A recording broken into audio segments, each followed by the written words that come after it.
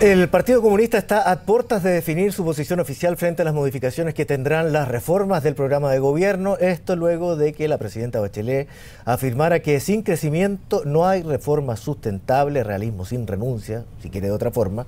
Y para ahondar más en estos temas, estamos junto al diputado del Partido Comunista, Lautaro Carmona. ¿Cómo está, diputado? Gracias por estar con nosotros. Yo muy bien, y muchas gracias por la invitación. Bueno, le preguntaba yo si había leído la revista de La Tercera hoy, de entrevistas, donde viene una entrevista precisamente a Guillermo Tellier y donde condiciona la permanencia del Partido Comunista a la nueva mayoría, de acuerdo a cómo se vayan dando las reformas, de qué significa este realismo sin renuncia. ¿Qué es para usted este realismo sin renuncia? La verdad que para mí o para Guillermo o para los dirigentes del Partido Comunista es un concepto que es necesario precisar. Y sobre todo si el concepto es realismo.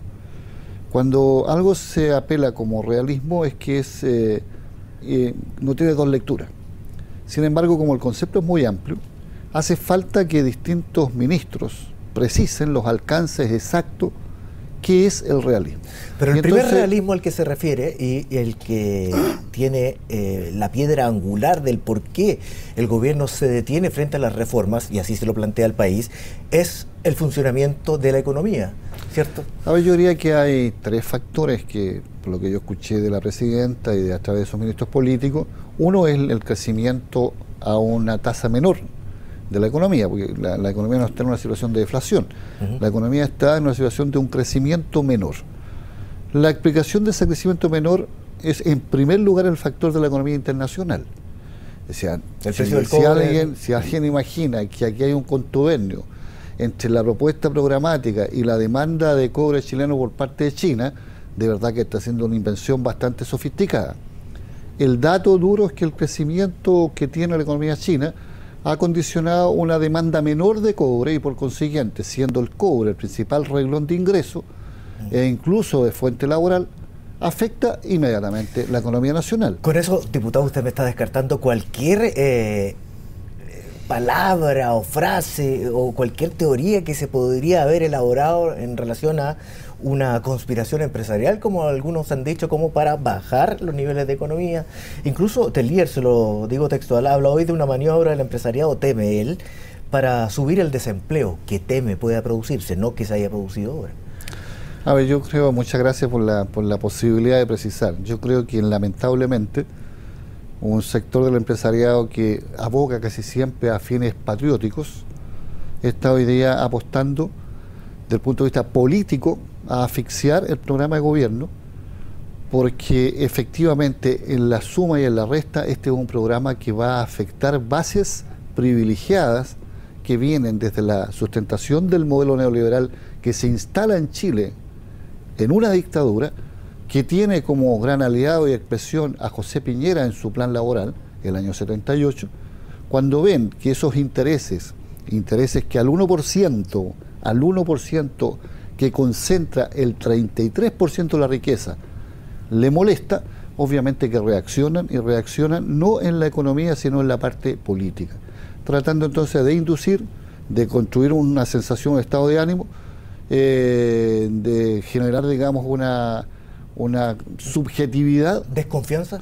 Que la subjetividad es, por ejemplo, desconfianza, de crear desconfianza. Pero que es un factor económico, medible incluso. Es un factor, o sea, es un factor que tiene repercusión económica medible, pero que no es un factor económico en tanto variable objetiva. No tiene que ver ni con materia prima, no tiene que ver con tecnología, no tiene que ver con mano de obra, no tiene que ver con capacitación, no tiene que ver con mercado, tiene que ver solo con una subjetividad. Entonces se genera la profecía autocumplida. Y eso está apostando un sector de los empresarios en contubernio con el sector más reaccionario de la política.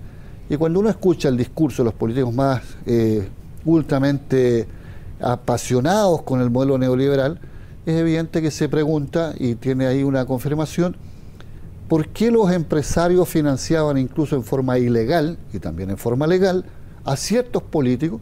Porque esos políticos iban a jugar el papel que están jugando hoy día de defenderle esos intereses. Entonces, eso es también parte de esta película. Esos políticos son transversales, van desde el PS por las investigaciones que se están haciendo todavía, en el caso Soquimich, pero hasta el Penta. Cada uno responda respecto de su financiamiento y respecto de sus conductas como parlamentario. Cada uno. O sea, yo puedo responder por mí y por mi bancada. Entonces es un debate que está abierto, los números no los voy a alterar yo.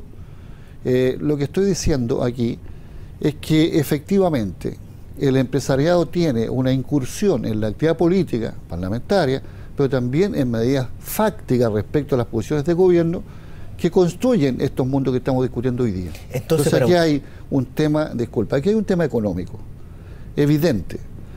Aquí hay, pero también hay un tema de subjetividad y hay un tema de gestión, dicho por la propia presidenta. Creo que hay que ver todos los factores y sobre esa base hacerse la gran pregunta que creo yo que es el tema de fondo, que tiene dos manifestaciones, que es el cumplimiento del programa. Primero, el tema de fondo es un programa que en lo principal apunta a ganar la batalla contra la desigualdad. Entonces la pregunta que se hace a la gente, ¿la batalla contra la desigualdad se resuelve manteniendo las mismas políticas que generan la desigualdad? Pero anoto que desigualdad no es falta de crecimiento.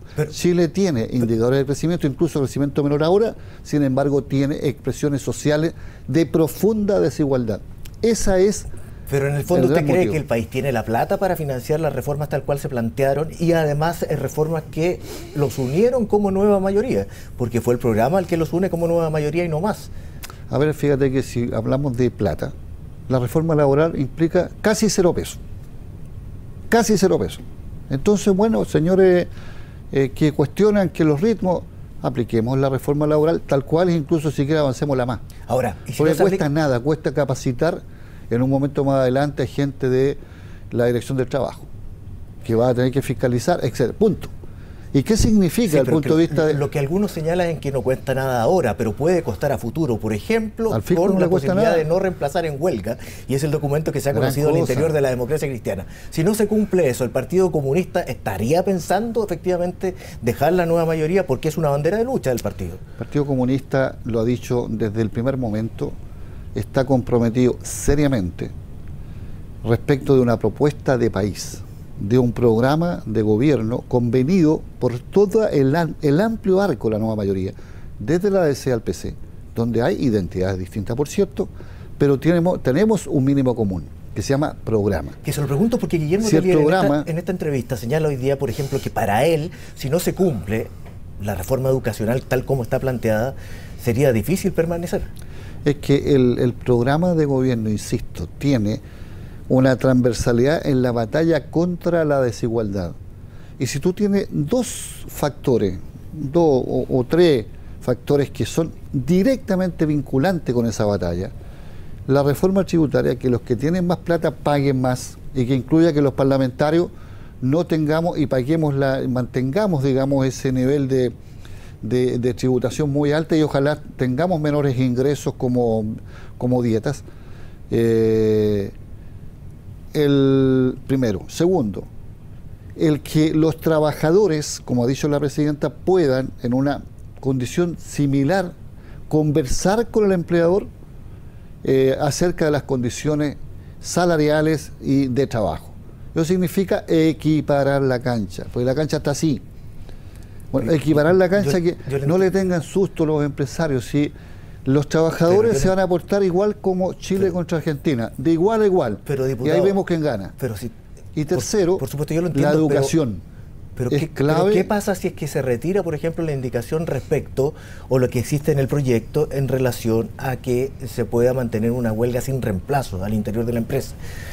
Si se puede mantener una huelga sin reemplazo, significa la huelga eficaz, efectiva. Correcto, pero ¿qué pasa si se retira? Le estoy preguntando, porque eso es parte de lo que se plantea. Me parece que se transforma la huelga en un chiste y en un ayornamiento del plan de José Piñera. Ya, pero ¿qué pasa entonces al interior de la nueva mayoría?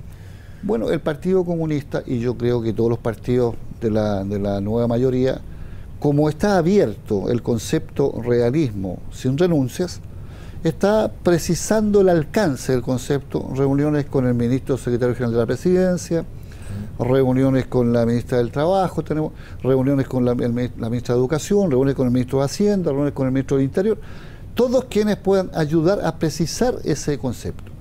Si eso significa una renuncia, y no sin renuncia, sino una renuncia al programa que le comprometimos al país, el cuadro de sentido de coalición ha cambiado, porque la coalición no la determina la amistad que yo tenga con uno o con otro, la experiencia en la vida que tenga con, sino una idea objetivizable que se llama programa.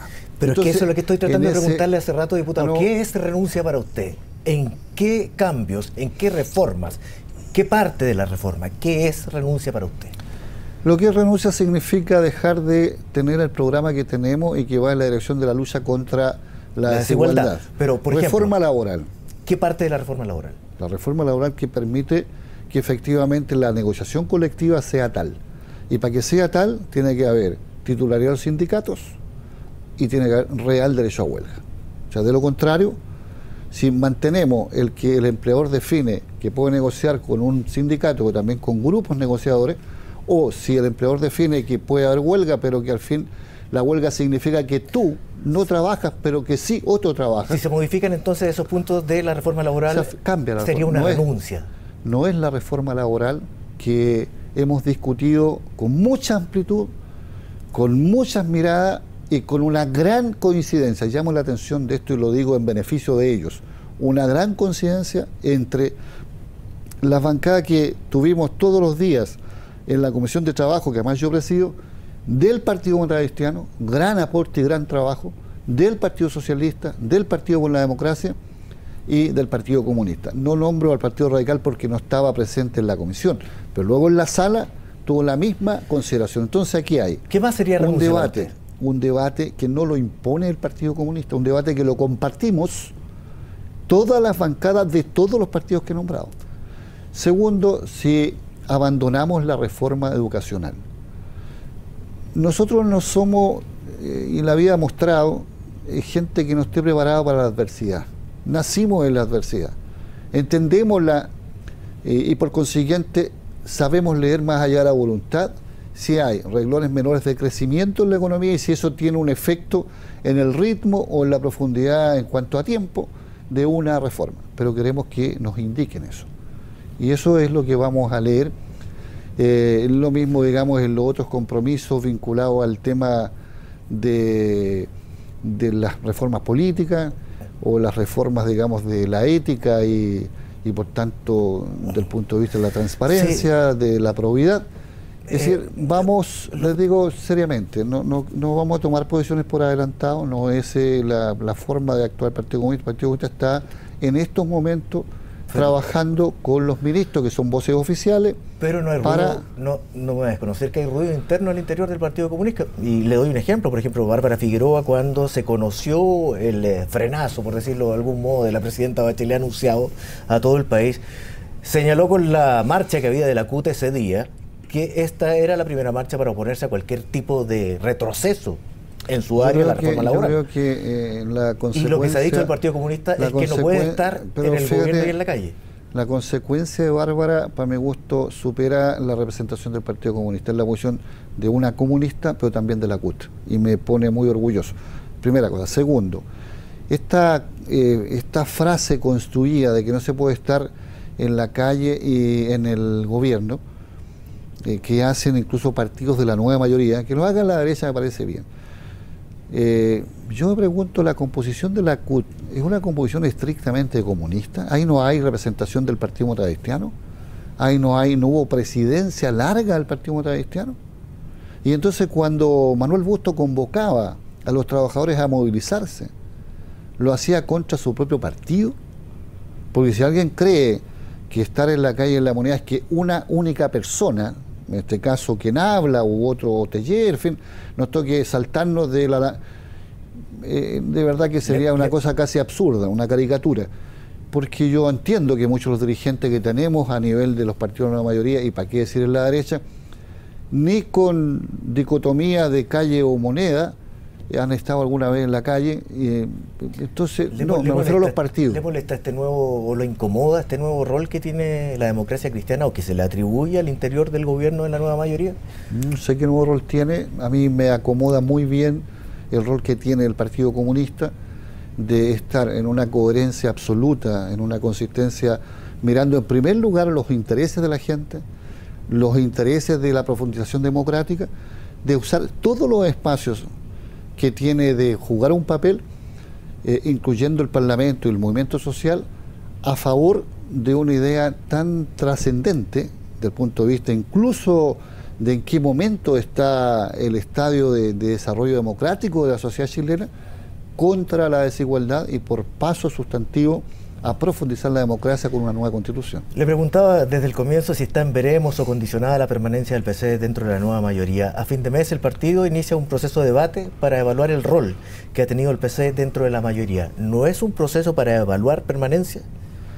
A ver, lo que pasa es que el Partido Comunista tiene, y en buena hora, un Congreso Nacional que está convocado por sus normas de cómo se define la política para este año. Empieza este año. Fíjate que yo sacaba la cuenta primera vez en la historia que va a coincidir un debate congresal del Partido Comunista con tareas en un gobierno. En este caso en el gobierno de la presidenta Bachelet, de la nueva mayoría. En esos congresos se evalúa la política del partido para el periodo. Y obviamente se hace con sentido crítico, con sentido autocrítico, con reafirmaciones, con propuestas de profundizaciones o modificaciones. O correcciones. Pero eso es de suyo la convocatoria que históricamente dio un Congreso del partido. No está hecho para este momento y para este gobierno y para este día. O sea, pero incorpora el contexto histórico, por cierto. Pero ¿podría salir de ahí una nueva posición del partido? No, yo tengo siempre optimismo histórico y creo que esta coalición, con este programa, con este liderazgo de la presidenta, indistintamente de las situaciones de encuesta, con este liderazgo a lo menos en el plano de lo que es el universo nueva mayoría, tiene un desafío histórico trascendente y trascendental. Y creo que más allá de los debates que hagamos, va a primar el compromiso no solo con los ciudadanos que votaron, sino el compromiso con la situación de posibilidad de profundizar la democracia en Chile y dar un paso adelante en definitivo en el marco de saltar al desarrollo. Este país crece a rato a tasas comparables con los países desarrollados, pero sin embargo su condición de país no desarrollado la da con que crece, pero con una distribución de la riqueza en que una zona muy grande de trabajadores, hombres y mujeres, que le aportan a la economía, tienen sueldos en zonas de hambre, en zonas de pobreza. ¿Qué me dicen los empresarios frente a eso? Y eso ahí no hay mediante ni reforma tributaria que no sea un abuso amparado en el plan laboral de José Piñera. ¿Sí o no? Eso no significa que el Partido Comunista siga todo evento del gobierno de la nueva mayoría hasta que termine, por lo menos. El Partido Comunista ¿Sí o no? tiene... no. El Partido Comunista tiene una dialéctica, entonces, que es asumir responsablemente sus compromisos, ser contribuyente con una mirada crítica, pero tener un sentido histórico de cuáles son los desafíos y en qué momento los vamos a jugar. Por tanto, Diputado, ese es lo que vale. Le quiero agradecer entonces en esta conversación que hemos tenido durante esta tarde. Muchas gracias nuevamente, que esté muy bien. Gracias a ustedes.